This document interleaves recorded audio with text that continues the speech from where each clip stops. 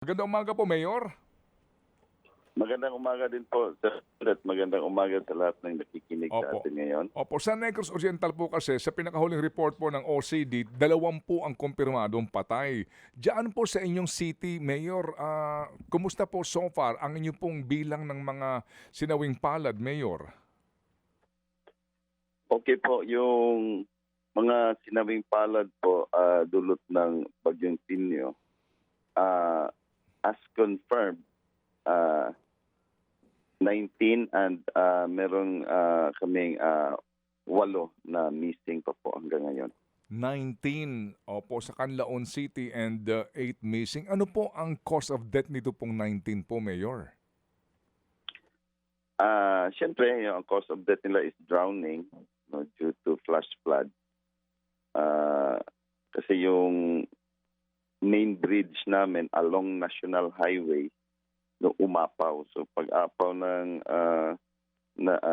bridge, so the people residing along National Highway was being flash flood. So yun yung naging problema. Yun ho bang pangyayaring yun ay kauna-unahan sa inyong city, Mayor? Kaya po hindi nagkaroon ng forced evacuation or mandatory evacuation, Mayor? Yes, that is the first time, no, kasi we have lots of typhoon and calamities happened in the city, no. Wala naman talagang nag-overflow yung tubig dyan. So nangyari kasi bumara yung sa bridge hanggang yung tubig hindi masyadong makalusot pababa. So umipon at saka ayun, umapaw sa National Highway kasi yung bridge namin is connecting, no, the two barangays and situated along National Highway. So yung mga warning namin sa mga tao, no, alam naman nila na yung area nila kasi malayo lang sa creek, sa bridge mismo kasi nasa highway. Kaso pag-apaw ng tubig, wala na nagawa. No? So it happened very fast. Opo, at ito pong mga nakatira dyan along the river na kaninyo ay nagulat, gaano po karaming pamilya ito, Mayor?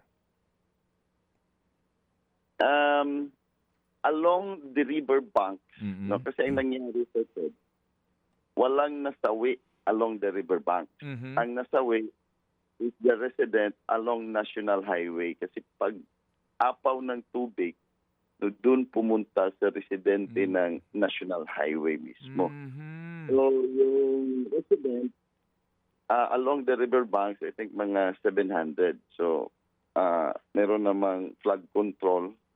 Pero yung flood control, nadala din ng baha. No? Pero yung mga residente, safe sila. Pero yung naapawan ng tubig na residente na rin along National Highway, sila yung maraming damage. Sila yung mga maraming nasawi. Alright. So, yung pong flood control project dyan, ano ho ba yan? River wall, Mayor, at na-wash out din ito kaninyo? Yes, portion ng flood control na wash out. Sa sobra na talagang daming boulder, sobrang daming mga Debris. bato, no, Mm. debris. So I think it was not able to hold, no, so portion, so at the left, at the other side, so yun yung gumuho. Oh, pero kaninyo nakatira along the river banks, kaya sila nakaligtas dahil nakapag-bakwit ba sila or they were protected by Yes. the... They were able to buy time, no, dahil merong flood control, no, so they were able to buy time, so nakabakwit kaagad. Yung sa National Highway na hindi naman nag-expect na aabot doon. So parang kumpiyansa lang. Even in my wildest dream, hindi ko ma-imagine na mangyari. So sila yung nasalanta talaga. good thing na nangyari umaga. No? Kasi kung gabi, Opo. parang marami talagang na-disgrasya. Opo, mas marami po. Opo. May tanong lang po si Angela. Okay. Opo, Mayor, no, dito po sa aming monitor nakikita namin yung napakaraming mga bato, no, malalaking mga tipak ng bato ang nagkalat po diyan po sa area po ninyo diyan sa Negros Oriental, maging ang mga troso na nagbagsakan din po. Paano po natin sisimulan ang clearing operations diyan po sa lugar na 'yan? Day 1 after ng bagyo nagsimula na kami. No, so in fact ngayon, Opo. almost cleared na. Mga 80% cleared na. So madaanan na rin yung National Highway within that area. So unti-unti sa tulong ng mga neighboring LGU, sa tulong ng mga kilala natin, so nagtulong-tulong yung mga private sector at saka yung provincial government, district engineering department ng congressman namin, nagtulong-tulong para ma-cleared na kaagad. So as of now, after 5 days, on our 5th day na ngayon, so madaanan na yung daan. Opo.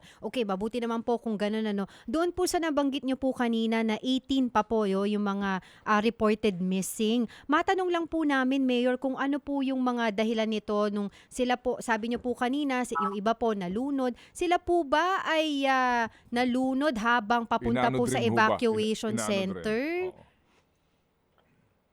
Nangyari kasi, hindi sila napunta ng evacuation centers dahil along National Highway nga sila nakatira. Malayo na sa riverbank. Mhm. No, malayo na sila sa Mm-mm. creek, kung baga, o sa river. So nangyari lang, umapaw yung tubig na sa river, kaya doon pumunta sa bahay nila.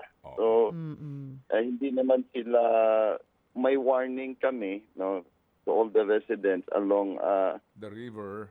the riverbank. So Mm-mm. yung mga winaningan namin, lumikas na. Oo. But eventually yung mga tao na nasa National Highway, Opo. malayo Sila'y naman sila sa inabutan. river. So, Mm-mm. sila yung inabutan dahil ever since, hindi naman namin Opo. sila pina-evacuate dahil Opo. yung area nila is not a flash flood area. Opo. Hindi inaabot nga ito kaninyo ng baha, pero Yes, ito nga this po is the first first time na time. nangyari. Sige po. So Mayor, ngayon po wala pa rin kayong kuryente?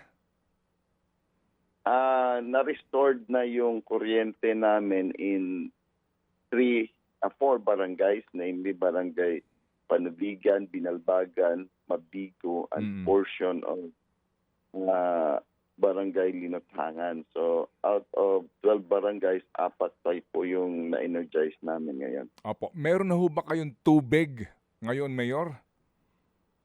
Ito talaga yung problema namin, Sir Ted, dahil yung source of water namin, yung pipings ng source of water, ng dalawang source of water namin na damage. So as of now, Mhm. yung mga naglagay na lang kami muna ng mga water bladders, tapos nire-refill lang ng mga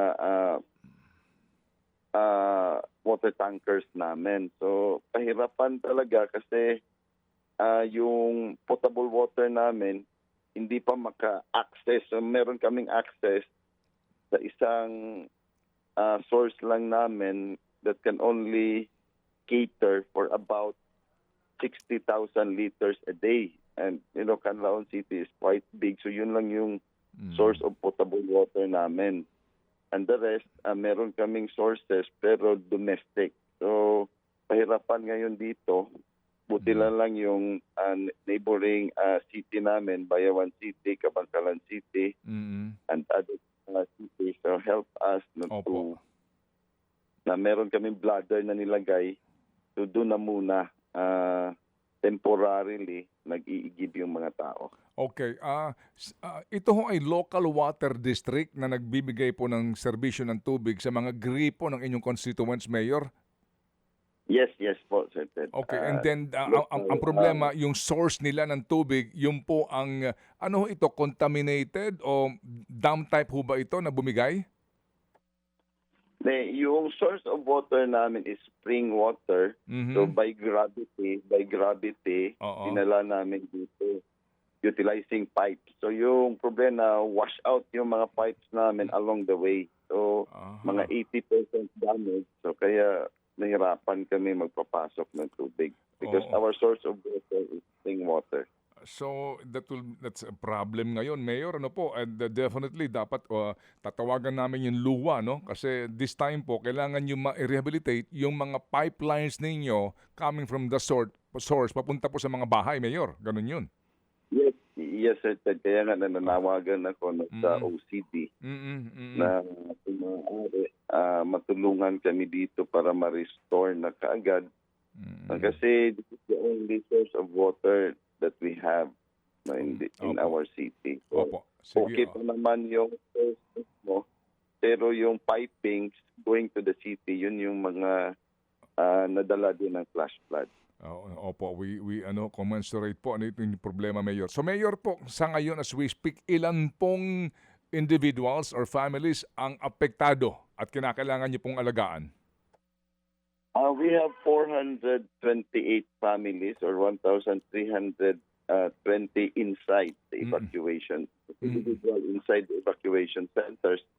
But other flash flood victims, no, and our other flash flood na mga natamaan, Mm. so they are about also 500 who just staying on their relatives and friends outside the evacuation center. So more or less 1,000 Opo. families. But then again, no, lahat naman talaga na biktima dahil napasok din ng tubig yung mga bahay nila. So, Opo. even na partially damaged lang yung bahay nila, Mm. tamaan pa rin. Pero yung mga totally damaged talaga namin, so nandyan mga 1,000 families po. Opo. Sige po. Salamat po na marami. Mayor, kapag ho kami nakatawag sa OCD, we will remind them dito po sa inyong concern. Salamat po, Mayor, and God bless. Thank you po so much, Sir Ted, and God bless us. Opo, salamat. Si Canlaon City Mayor Jose Chubasco Cardenas. Mga kapatid, brothers and sisters, saan ka pa? Dito na tayo sa totoo. Dito na tayo sa True FM. Mga kapatid, mag-subscribe and follow po kayo sa social media accounts ng True Network PH. Yan po kami. Hanapin nyo lang True Network PH, Facebook, Instagram, YouTube, TikTok, and podcast. Mapa Apple or Spotify man yan, mahahanap nyo kami. Lahat ng mga napapanood at napapakinggan nyo po sa programa, nasa social media accounts namin yan. So, paano mga kapatid? See you sa social media! Dito tayo sa totoo, tunay at tapat.